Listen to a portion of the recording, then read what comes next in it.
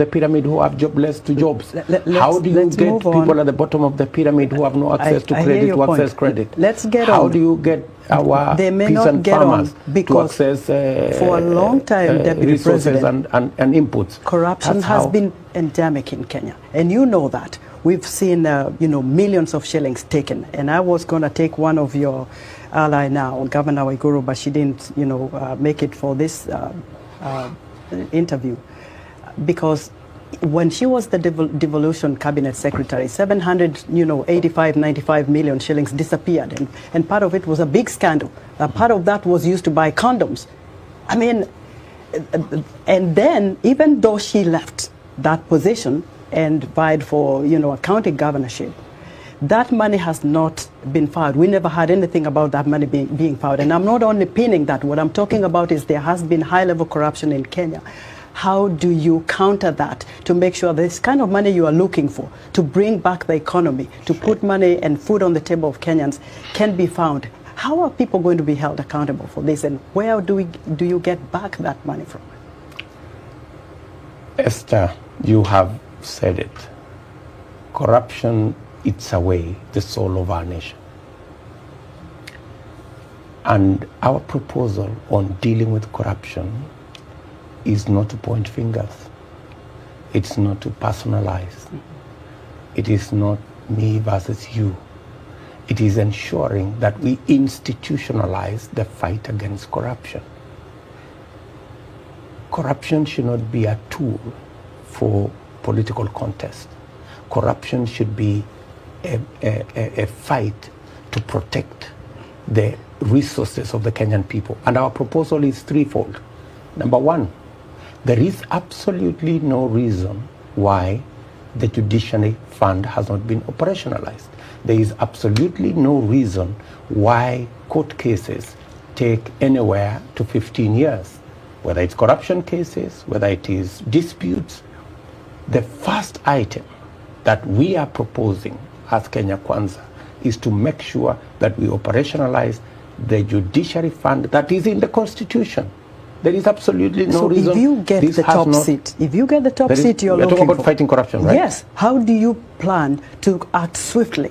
What do you need to do to act swiftly to make sure that even the cases that have been pending, the money that disappeared, can come back? The Judiciary Fund is something that can be operationalized within the first 100 days.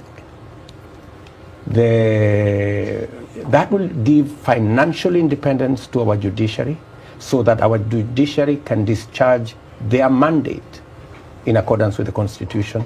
Make sure that the people who pilferage corruptly public resources are not only held to account, but speedily so.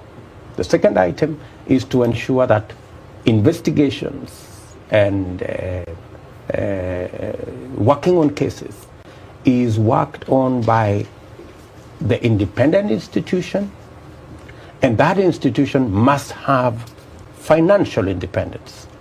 Today, the IG, the DCI, and all the investigative agencies in the criminal justice system have to wait for resources from the Office of the President because they do not have an independent Deputy President. I know because appointing an independent accounting officer. Yes. So an independent budget to an independent institution, it's already in the Constitution. Yes. It is not any invention you are going to make.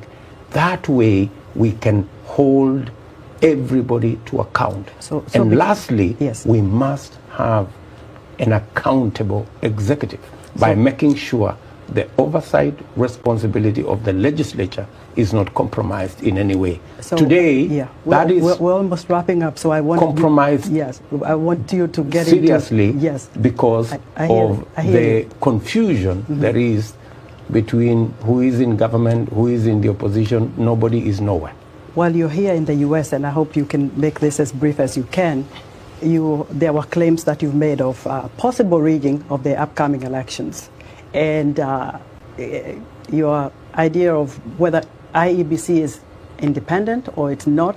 Give us a thought on that. Should we trust the results of the upcoming elections. What is your take? Because there was stuff written about what you said. You are kind of concerned that there could be possible rigging of the upcoming presidential election. Make it brief because our time is running out. We have confidence in the ability of the Independent Boundaries, Electoral and Boundaries Commission to run a credible election. We have absolutely no doubt in our minds that without interference, the IEBC have the capacity to deliver on their mandate. All right. That's number one.